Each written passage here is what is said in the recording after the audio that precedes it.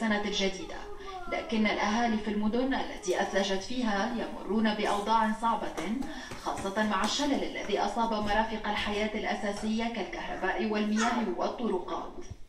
فقد انقطعت هذه الخدمات عن مدن عين دراهم والكاف وجندوبة وسليانة وتالا والقصرين وحيدرة وغيرها، وأجبرت الثلوج الأهالي على البقاء داخل المنازل.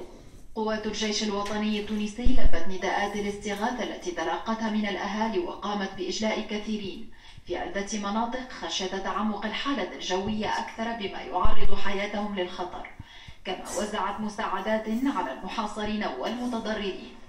اللجنة الوطنية الدائمة لمكافحة الكوارث بدورها قامت بتوزيع مساعدات عاجلة على مراكز الولايات تضمنت 50 طنا من المواد الغذائية تقسم بحسب الحاجات وآلاف الأغطية والألبسة، إضافة إلى مبالغ مالية صغيرة.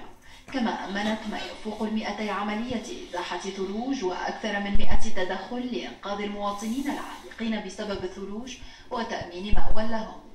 يمنى جلاسي، العربية.